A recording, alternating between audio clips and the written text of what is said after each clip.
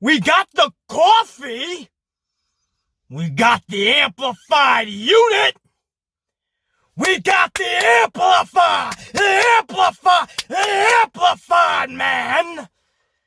We got all the ingredients for the perfect, explosive recipe of amplification. There is no, and should be no, excuses as to why every single one of us don't get up, and get amplified. There are forces in this world that just cannot be stopped. Forces that you can only hope to contain. But unfortunately, those forces and that goal of containing those forces, unfortunately, that goal is unattainable. For those forces shall be placed as a natural disaster.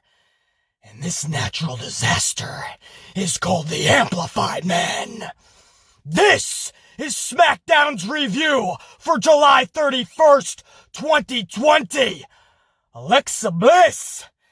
Is she Sister ALEXAGAIL?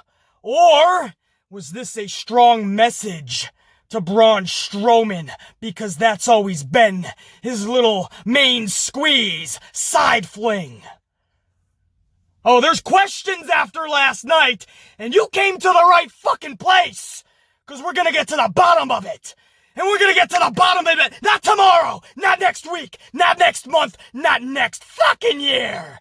Right now.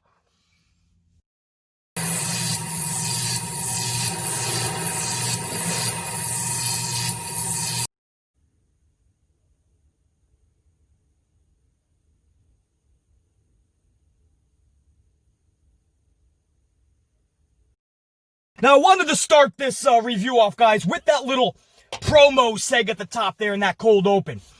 You guys see I was extra amplified there, right? And I may have been saying things you don't even understand, but you were captivated. You were looking and you said, this guy's nuts. This guy's a lunatic. This guy's a character. I gotta watch this train wreck unfold, right? That's what I grew up with. Macho Man Randy Savage, Ultimate Warrior, promos like that, right? Doesn't matter if you could understand every word or if he had a meaning or a point anyway. They knew they had a point. They knew where they were at in their dome piece, and that what was captivating, right? In today's pro wrestling and today's pro wrestlers, you don't see that amplification anymore. Everybody's vanilla, right? Everybody's kind of lame, boring on the microphone. Nearly everybody. I mean, some dudes will shine here and there. Bray Wyatt, for instance, I like. He doesn't necessarily get amplified, but he found his shtick, right? His gimmick fits with the mastermind that he is and the way his promos work out, right? Somebody like The Undertaker never needed to get amplified, but he always delivered a very potent message. So certain dudes can find ways to go about their promo. You don't gotta flip out like a fucking nutcase, right? But you have to find something. In today's pro wrestling, the promos are lacking in that area, and lately, and I'm talking all of this year, what promos are really straight fire, right? We're talking about Edge and Orton leading up to WrestleMania, and those are two of the older dudes.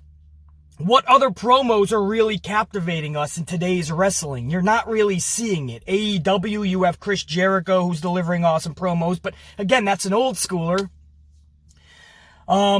There's dudes that deliver, like MJF, for instance. He found a way where he doesn't have to go ballistic, batshit crazy, but MJF, you're captivated because the dude's so brilliant, right? When you have somebody brilliant, like the MJFs or the Bray Wyatts, you're gonna start seeing a lot more awesome shit. But the problem with that is there's just not enough of those brilliant minds. Everybody's being pumped out of the Performance Center or plucked from the indies with a few years experience. And nobody really has that old school it factor, it was called. And that's sad to see. We have a ton of dudes that are great wrestlers, right? A ton of dudes can do flips and dives and and captivate you in a 15-minute gymnastic fest. But when it comes to, like, jumping off the screen in promos and carrying a storyline on your back with your words, man, I miss that shit, you know? So I wanted to give you guys a little amplification at the beginning of this, man. Trust me, that's the amplified, man, with a little extra. That's extra on top of extra. But, you know, hey, we're already 2 coffees deep in this morning, so I just wanted to give a little promo lecture this morning, man, about how I sorely miss that type of stuff. And I hope the next generation of wrestlers, they really put emphasis on their character and their promos, and how do you come across your audience by jumping off the screen. Because you guys have to admit, man, there's not a lot of wrestlers today that are jumping off the screen when they get on the microphone. There's just not. And that's a sad, sad thing, because back in the day, everybody did. Nature Boy Ric Flair get on the mic, he captivated you. Roddy Piper, you stopped what you were doing, you listened. Hulk Hogan even, man. He could talk about his pythons for fucking 5 minutes. So you were captivated by this larger-than-life individual. The Undertaker could stand there and say 4 words. Or back then, you had the managers that were so epic and badass. Paul Bearer could be cutting a fucking 5-minute promo. Undertaker just standing there saying nothing. And that shit was captivating, man. You don't see that anymore. Because characters ain't really characters anymore. Everybody is just like a carbon copy of one another. Everybody is pumped out of the PC like a box pumped out of Amazon, ready to go out for delivery. And when everybody's the same, then obviously that leads to the belief that nobody is being unique. Nobody's different. Man, back in the day, everybody was different, but everybody was epic. You know, I feel like that's what we are getting away from. Those type of fucking characters, dude. That's all. What does this have to do with SmackDown? I'm not sure directly anything, to be honest. But for the overall grand scheme of things, it has everything to do with SmackDown, Raw, WWE as a whole, AEW for the future, NXT for the future. You know, it has everything to do, you know. Promos, man. It just got me thinking, like, you know, I could be ordering a coffee with a buddy of mine who's a barista, right? I got a lot of good friends around these Starbucks areas. And I'll just be cutting a promo, not even knowing it with them. You know what I mean? It's just like my whole life is a promo. Maybe it's just growing up and watching so much wrestling.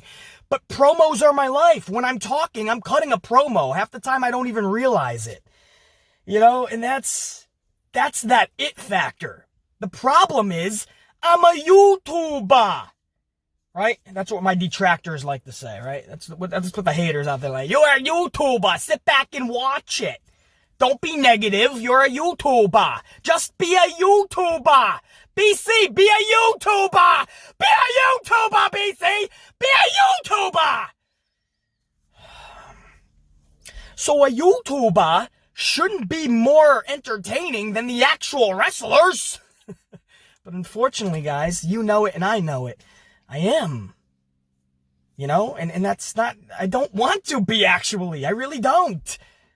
I love what I'm doing with everything else that I'm doing work-wise in the world. And then I get to talk pro wrestling as a just another facet of what I do in this world. And another facet of income even. You know, it's awesome to be able to do that. But when you talk about for 30 minutes, 45 minutes, an hour about a show, and you know the whole time that you're actually more entertaining than it becomes actually an issue.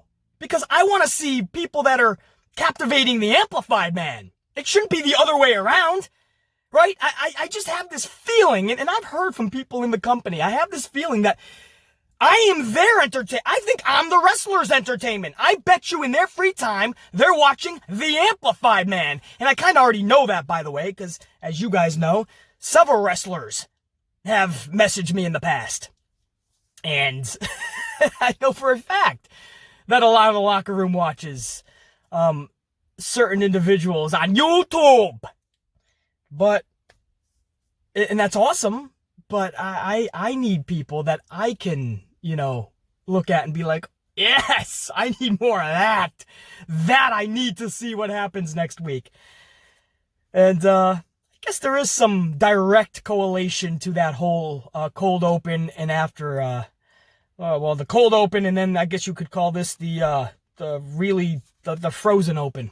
Because I just went another 5 minutes on it. But I guess there is a direct correlation. Bray Wyatt, right? He's one of those dudes that when you see him appear or he's talking, I don't care if he's really quiet or fully amplified, Bray Wyatt captivates you, right? We need more Bray Wyatts in the business. So there you go. There is a direct correlation. We'll get to that. Obviously, the whole Bray Wyatt, sister ALEXAGAIL, or is this a message to Braun Strowman? This leaves questions that need to be answered for sure. We start the show off, however, with everyone's individual Fast and Furious promos, circa 1980s, like Saturday night's main event used to go. And right before you got to the show, everybody was cutting like 10-second promos. If Hulk Hogan was taking on fucking Rick Rude, you would hear 10-second promos. If Tugboat was taking on Earthquake, they'd each get a 10-second promo with music in the background. And it really got you excited, man. It got you kind of pumped, right? It could be Tugboat versus Earthquake. What the fuck are you excited for? You didn't even know you were going to be excited for it. But once they were cutting those 10-second promos with the music in the background and you were getting like, they were forcing you to get pumped up. Right? It sets a great tone for the night. I love that they brought those back. Here we are, just a regular fucking SmackDown. And it just sets a tone, man, last night as they're going through all that. I'm like, all right, I can get behind this, man. You know, put your coffee down and get ready for or pick your coffee up. Get ready for a 2-hour show. I love those little things, man. You know, that's the type of old school you can bring back, right? We all can admit there's things that you have to leave in the past. This is a new generation. Times have changed. You have to move on. You have to evolve. And then there's things that you should not be, leaving in the past. They actually worked and were a big part of why wrestling worked, why WWE worked, because it was fucking awesome. Those little promos, man, I can't speak highly enough about them. Then we followed right into a quick 2-minute Firefly Funhouse where Bray Wyatt delivers another direct but potent message to his SummerSlam opponent, Braun Strowman. So I really love that as well, man. That was just right to the point, and you had a feeling, because that was only 2 minutes, and it wasn't really anything epic in that Firefly Funhouse, just a real potent direct message for 2 minutes. You had a feeling you didn't see the last of the Fiend, but you didn't know where he was going to be placed. You knew Braun Strowman wasn't on the show. But you just had this feeling that they kicked off with the Bray with a weird 2 minutes. There's something else planned for Bray. Oh, there was, my friends. Oh, there was. Hold on, please. I need another sip. Let the Ant-Man get another sip. Come on, man, please. I'm hopefully entertaining you guys. Busting my ass for you guys here. Fucking 90 degrees already. God damn. All right, then we kick off first matchup of the night for the WWE Intercontinental Championship. This was champion AJ Styles taking on challenger Grand Metalik. Match was nearly 20 minutes in length. No lie, guys. Grand Metalik pushed AJ Styles to the limit.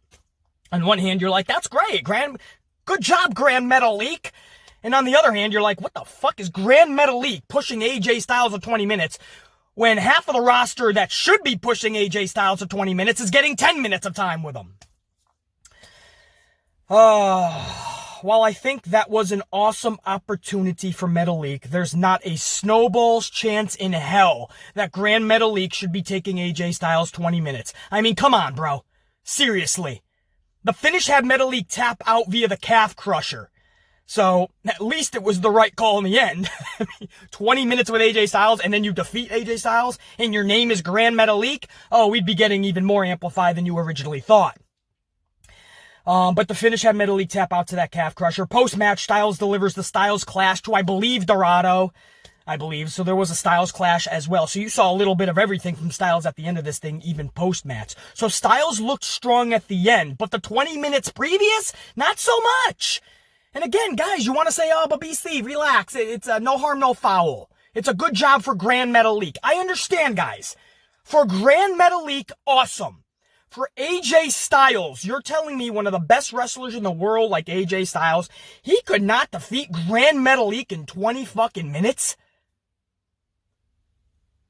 And you say, BC, where's the harm in this, man? It's okay. It's got to be forgotten about. Well, that's the first problem. People forget about things too easily.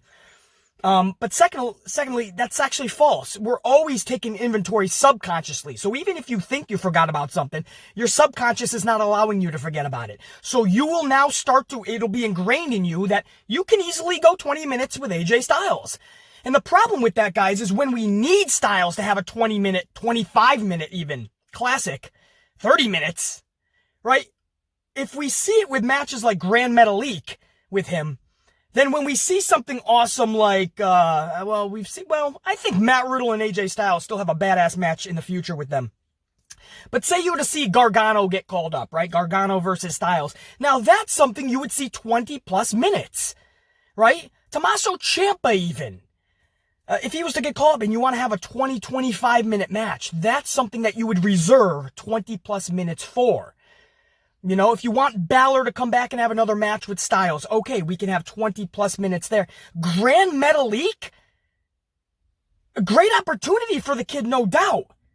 20 minutes with Styles? A bit much. Great for Metalik.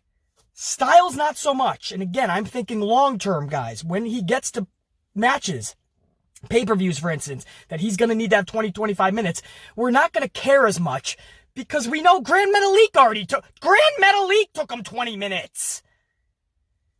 You're telling me Balor is getting beaten 10? Because I've seen that before. They see, that's what I mean. There you go. Oh, now BC's making sense. Yeah. I've seen Balor and Styles. I've seen so many awesome top-tier talent have 10 to 15-minute matches with Styles. Metalik gets 20. No, if it seems like I'm a little harsh on that, not harsh enough. Not in a fucking title match. I don't even know why that was a title. The guy's in a tag team. He won a schmaz fatal 4-way last week.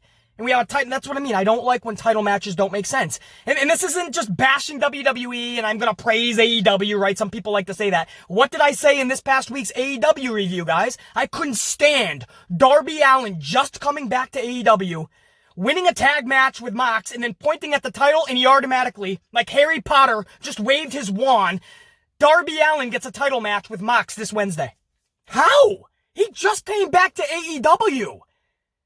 You can't just point at the title and get a title match. Meanwhile, MJF, who has been there from the beginning, this guy has to do a whole fucking rally just to get a September title match. Darby just walks through the door, points at the title like a fucking wand. Expecto Patrocious! I hate when title matches don't make sense, but I hate when I see top-tier talent like that just being booked like a... I don't know, man. I don't know. Jeff Hardy has a promo next, middle of the ring. He continues to talk about his sobriety. I gotta be honest, it started to feel like an AA meeting. Baron Corbin interrupts. He basically reiterates those same exact thoughts. Drew Gulak attacks Baron Corbin from behind. Woo! And when we come back from commercial, Jeff Hardy has vanished. More of that Harry Potter magic. Expecto Patrocious! There he goes. What is it? Expecto Petroleum. But what the fuck is it? I don't know. I don't watch too much fucking Potter. I don't know how, but I know too many people that do, though. I tell you, man, they have those channels, they just play it 24/7. Honestly, these channels these days, they play Harry Potter 24/7, and they must be pulling in ratings. They're probably better than WWE's. Anyway, Jeff Hardy just vanishes, and we have Drew Gulak versus Baron Corbin to end our number one. First of all, can I just say, all of that Hardy shit, Hardy cuts a promo like we're all at an AA meeting, and that was just to set up Drew Gulak and Baron Corbin. That has nothing to do with Jeff Hardy. So why did Hardy set that up? It was the same bullshit we saw just a couple Monday Night Raws ago with Big Show. Remember Big Show was out cutting a promo on Randy Orton, and somehow that led to Garza and Andrade, I believe, versus the Viking Raider Experience Adventure. I'm like, what the fuck was Big Show setting that up for? This is stupid. Anyway, Gulak, Corbin. Hardy was out. Hardy was out there just to set that up. This is just dumb. Matt Riddle hits the top of the ramp for a distraction in this match. So Riddle and Corbin have this thing going on. Matt Riddle, his music hits right, bro. His music plays. Here he is at the top of the ramp. Literally did nothing. It had the adverse effect. Literally 20 seconds later, Baron Corbin's hitting, I believe it was End of Days, and Drew Gulak is looking up at the lights. That's if he's even conscious. So, it had the adverse. Matt Riddle looked like such a fucking clown. He had to hit the ring immediately and start just taking out fucking, Baron Corbin. Matt Riddle's taking out Corbin because obviously his plan backfired and it just made Drew Gulak lose. Shorty G, the G that is the...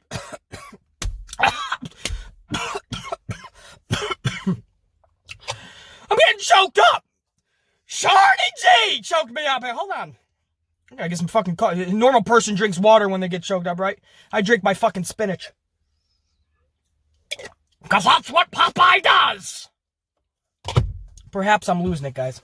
Sorry, I got choked up when I said, Shorty G! Shorty G comes out because he's the G that's the shortest of them all. And he kind of turns heel. He takes out Matt Riddle because there was a king's ransom over Riddle. Anybody that wants to take out Riddle, you're my court jester or some shit. Maybe I'll pay you money. Maybe I'll let you wear my crown. Maybe I'll bring my booster seat and you can use it in the car. Maybe I'll let you step on my foot when we're at Space Mountain so you can step over the fucking meter line and you'll meet the height requirement. You can ride Space Mountain, right? You just give a little boost. Stand on my foot. I'll loan you my services. Shorty G! You're so damn short! You're so damn short, Shorty G! Dumbest fucking gimmick. That's right up there with you. You guys remember Duke the Dumpster Drozy? Nobody? Nobody remembers Duke the Dumpster Drozy? Well, that's good. You were probably around at a time afterwards. Unfortunately, I remember those times. Duke the Dumpster Drozy. There was a dude called the Goon. He was called the Goon. He was like a hockey player. He came down, I believe he even came down in skates occasionally. Or maybe all the time. I don't know. He had his hockey gear on. He was called the Goon. It was fucking hilarious. I don't know. There was a weird time in WWE where everything was like super gimmicky. Like overly done. Where the fuck am I going with all this? Oh yeah, so Shorty G kind of turns heel because he takes the king's ransom. Okay? You know what I mean? Like, I'm only gonna care if you change his name. I don't want to look at him as Shorty G. You know? Can you change it to like the motherfucking G? I know we have to make that PG, but, you know, the mofo G? Maybe I'll call him the mofo G! But not Shorty G. Sounds dumb. Hour number 2. I need more coffee. What the fuck is good? This is off the fucking rails, isn't it? What a fucking crazy review this is. It's my fault, guy. I had 2 of these before I even started filming, which I probably shouldn't have done. But then again, isn't it more entertaining? Watch a dude go ballistic for 45 minutes. What the fuck? No harm, no foul for you guys. It's only taken years off my life. Woo! Jump on the roller coaster.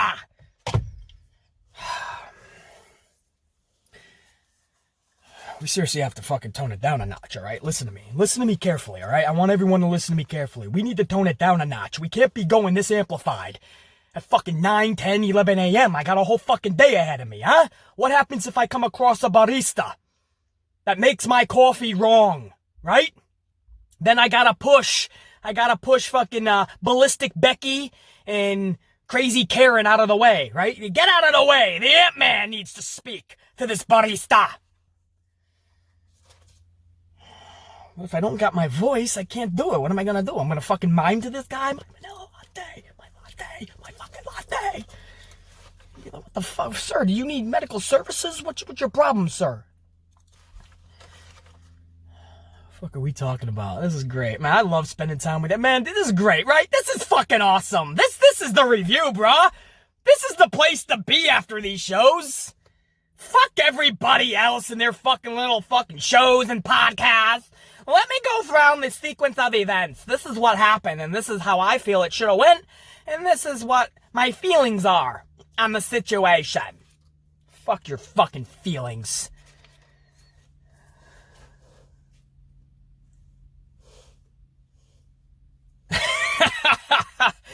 Oh, fuck. All right, I promise. Let's get back into it, guys. Hour number 2 begins with Big E's journey as a singles competitor. Long overdue. If you watch this channel for some time, you know I've been asking for this for the longest time. Now I got it.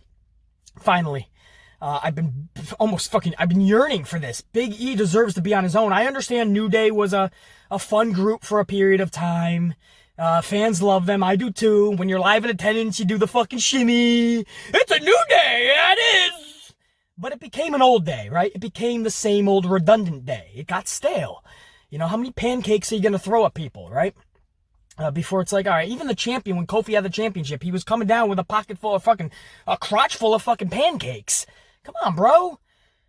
And I know it was still making McMahon money, but I mean, I think it reached a climax, guys. It just has. Big E needs to go on his own.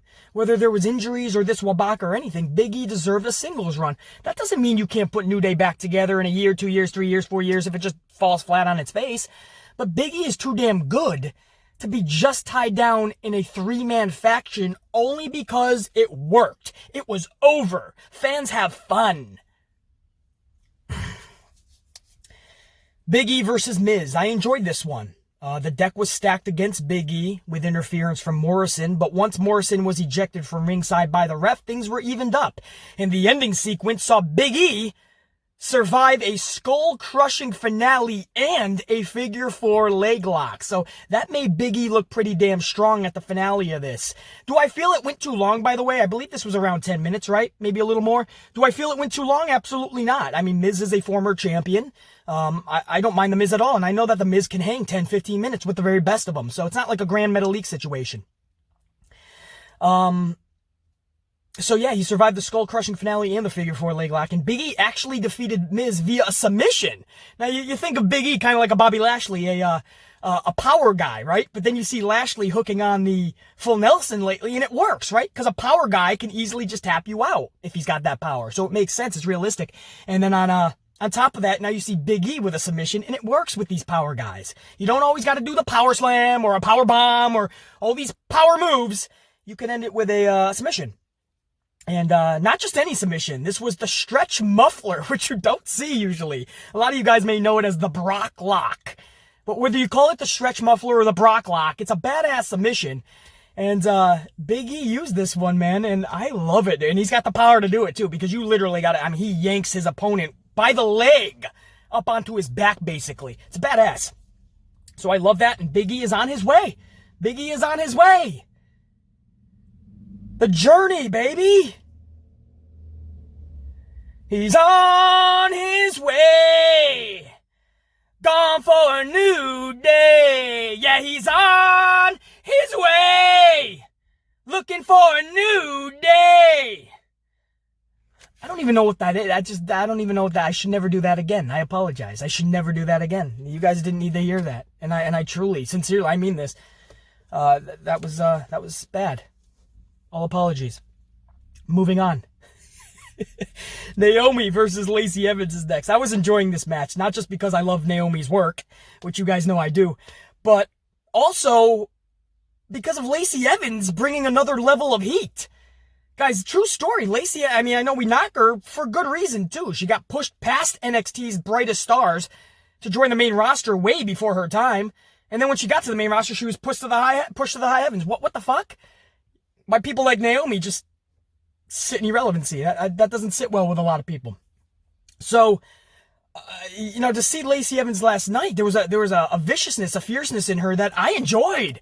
It worked with like, she was pissed off over that hashtag. Like, is that, yeah, Naomi deserves better, all right, she's gonna get better, and she just starts stomping her, man. She rolls Naomi into the corner and just starts stretching her back on it. I mean, there was a level of heat in Lacey last night that, hey, if I start seeing that, that's a start. I'm not saying I'm gonna jump on the Lacey Evans bandwagon anytime soon, but that's a start to get me into Lacey Evans, that she can actually carry storylines at least, or bring that heat when it's needed. That's something I haven't seen in Lacey yet. I saw it last night. Pretty damn cool.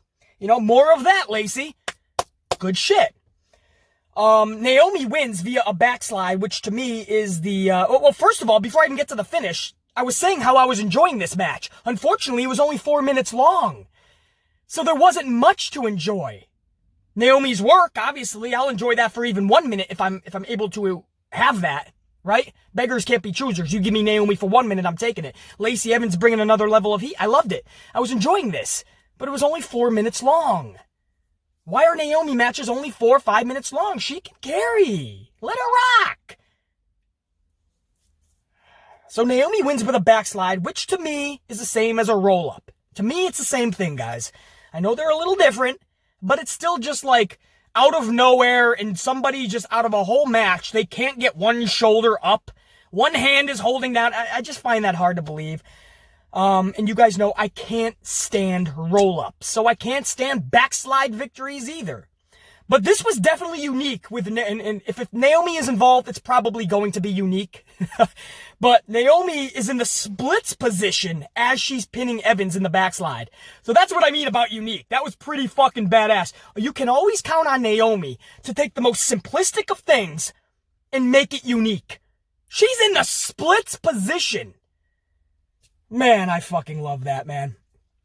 And Naomi, gets and you could say, oh, this is only because of the hashtag, and Vince now is pressured to do this, and you may be correct, but you can't say she hasn't earned these spots, so it's a beginning, it's a start. I hope this continues. I hope this isn't just a few weeks, just to appease the fans, and then once the hashtag and everybody, the dust kind of settles, and Naomi is yesterday's news, I hope that's not the last we see of Naomi in anything significant. I hope the Lacey Evans storyline is just the start of big things to come for Naomi once again.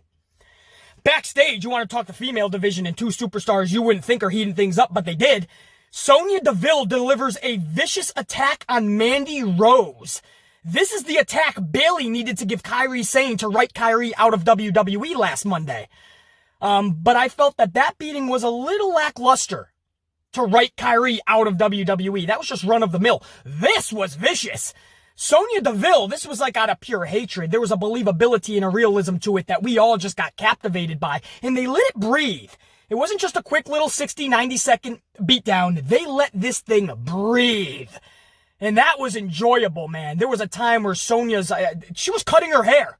Cutting Mandy Rose's hair. And then she's like, what else can I do to good old Mandy? It's Mandy Rose, everybody. Mandy. What more can I do to Mandy Rose? And she's looking at the table and the camera's on her and they let it breathe. She's just looking at everything on this table and she gets these clippers and she goes to go over there and finally they break it up and Mandy is down and out. Mandy's got makeup all over her face, almost like Lacey Evans last week when Naomi jumped her. Because Mandy was doing her makeup because she had a date with Otis later in the night. And that's where Sonya was first overhearing them. And then you see the makeup on her, and it almost resembled like blood, right? Even though they can't bust too many people up anymore in today's WWE, it almost resembled that. So I bet you it was done because of that. You know, you have a bright red after that vicious beating, bright red lipstick. You know, it kind of acts as blood. But Mandy took the beating, man. She took a beating. She sold it like a fucking champ. Sonya, I told you guys for months, one of the brightest parts of WWE in the past 4 or 5 months at least has been Mandy Rose and Sonya Deville with Otis and even Dolph Ziggler. That whole storyline I was into for months, going into Mania and beyond. So I'm into this, guys. They're stretching it longer. You would think, oh, this again? This is passé. We're over this. Move on. But they're so damn good together and the story is legit straight fire. I love that beating. I can't speak enough praise about that beating last night. And the main event was the SmackDown Women's Championship. The women totally owned hour number 2 from Lacey Evans and Naomi. Naomi picking up that victory over Evans, which is always great to see Naomi collecting shine and not being thrusted into the shade. And then we saw an awesome backstage beating by Deville onto Mandy Rose. And then we had Bayley, the champion, taking on challenger Nikki Cross. This was a good little 9-minute match. Bayley defeats Cross, obviously, with her finisher, the Rose Plant.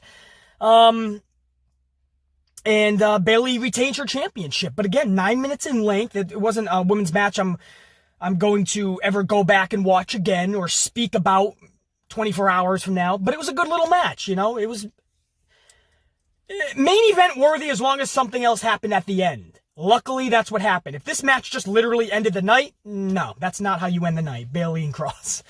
But Cross looked good in this, by the way. She was dominant for most of this thing, which should be happening. And Cross showed that level of confidence that she was fucking with an NXT, but we haven't seen in a while. Or at least not here on the main roster. But she was fucking with that last night, so that was really cool. And you could tell that she was so pissed off that she lost the match. Alexa tries to console her. Cross pushes Alexa Bliss down to the mat, and Cross storms off. So that's the beginning of their splitsville, obviously. And Alexa Bliss is left middle of the ring. Lights go out.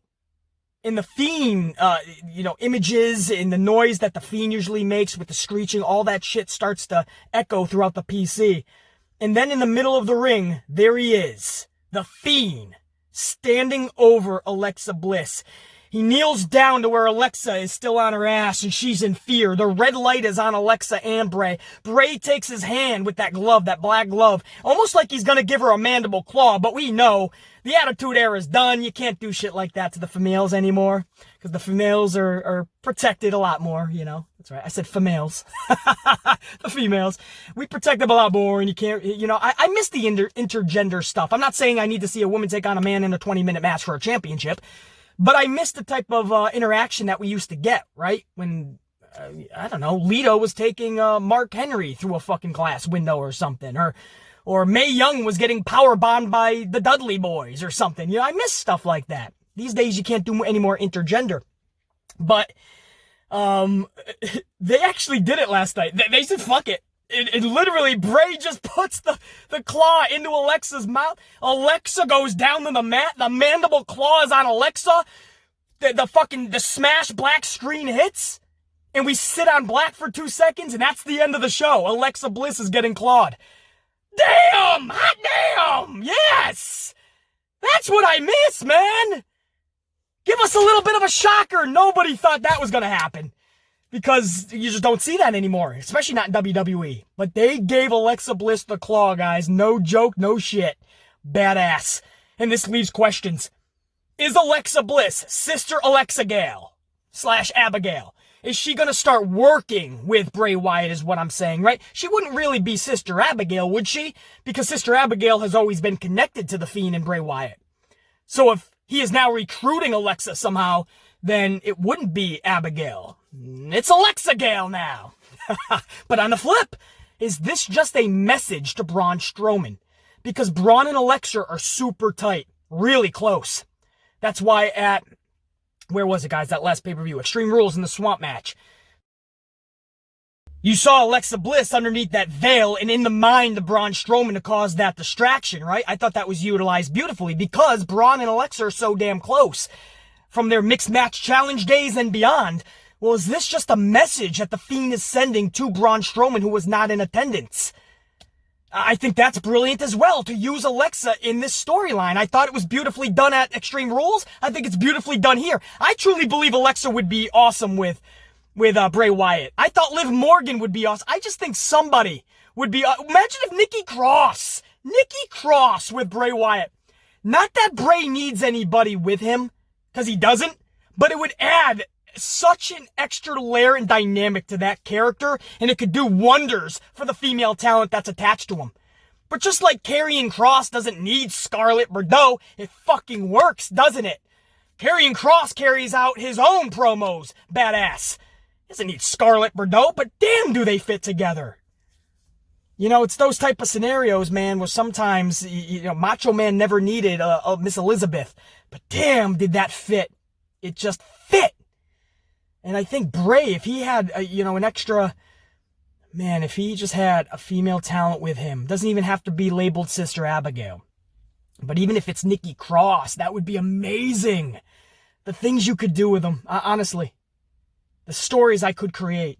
But I love how that ended, and I just love the questions that it opens up, and I love where you can go with it, which is all that we ask for in any professional wrestling show. Leave us with a little bit of a cliffhanger. It doesn't have to be anything that's moving mountains, but give us something that we need to see what happens next. We finally got that last night, man. SmackDown lately, man, by lately I mean last week and this week, glimpses of some hope, right? Glimpses of some hope, man. They gave the ladies some time last night. I wish Naomi and Lacey had them extra time in their fucking matchup, but basically the second hour was dedicated to them. And the badass brawl with Sonya and Mandy. And then the main event was the ladies, Bayley and Nikki Cross. Nikki looked fucking awesome. Bayley retained her championship, everything that should have happened. And then at the very end, the end of the show, the cliffhanger of it all was Alexa in the main storyline. So a lot of women got their shine last night, or at least got out there and was showcased. And talking about showcased and getting some shine, Big E finally gets his single run began, and he has a victory over The Miz. So I thoroughly enjoyed that. We did get a good IC title match. Again, I liked it for what it was. I'm against Grand Metalik going 20 minutes with AJ Styles just because certain individuals should be going 20 minutes with Styles. Grand Metalik is not one of them. At least not now. Build this guy up for a fucking year and make us, believe that that's a 20, 25-minute AJ Styles match, and then I can enjoy it much better. But aside from that, it was a good title match at least. We have glimpses of some fucking hope last week and this week. What the fuck's going on in that company, huh? It can't be real change. No. Don't worry. Don't worry. I know, first and foremost, we're far from that, man. We've talked about the bads and the uglies from last night as well, which there is an abundant amount. And once we correct those, then we can truly be on the road to recovery for WWE. But at least it's a start, man. When you can pluck good things out of the show and you don't really gotta, strain to do such. When I don't have to, strain myself, what happened last night that was okay? What was good? What was decent? When it just fucking comes to me, that's good. That's at least good. So, we'll see. You know what I mean, guys? It's a start. It's a start, man, for a show that's been so fucking bad for so long. Not as bad as Raw has been. At least when it was on the USA Network. SmackDown usually delivered, It's been iffy over the past course of the year, but it's good to see things start to fall into place. It's good to see the superstars, the characters really find themselves. And again, just like I started this vid out with, promos. Superstars, human beings either have that it factor when it comes to pro wrestling and speaking, or they don't. That's the sad truth. If you want to be a pro wrestler and you find out early on that you just don't have that it factor when it comes to speaking, that sucks. I'm not going to lie. That's like if you're a really bad driver, right? But you love race car driving. You love NASCAR. Right? And your dream would be to NASCAR, man, which is a game of centimeters, right? If you're 1 centimeter off, a car is going to hit you and you're into the wall. But if you suck at driving and you're running over curbs and you're never in the parking lines, right? Then probably a game of centimeters in NASCAR going 200 miles an hour. Unfortunately, even though it's your dream job, you probably should never do it, right? There's things in life that we all want to do, but we just know we're not going to be good at it. Because we're not cut out for it. It's sad truth. It's a sad fucking truth. Pro wrestling is one of those things. If you don't have that natural it factor, just because you can do gymnastics doesn't mean you're going to be an ultimate pro wrestler. You know what I mean? Because everybody is like that today. But if you do have that it factor, if you know early on that you have the gift to gab and you can go to another level and you can captivate human beings, then my advice to you is train your ass off. Become a great, skilled, talented in-ring professional wrestler. You mix the two together and you could be somebody that the Amplified Man is talking about in the future in one of these reviews. That's the cool part.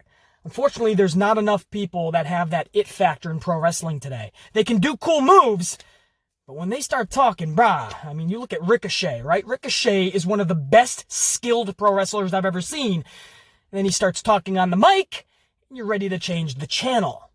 That sucks, man. If Ricochet had that it factor, I don't care about his height. This guy would be fucking phenomenal. But, it's where we're at, man. So that was the point of the beginning of this vid too, you know what I mean? My advice to any aspiring pro wrestler out there, find that it factor. And if you truly found out that you don't have it, but you don't want to give up on your dream, cool.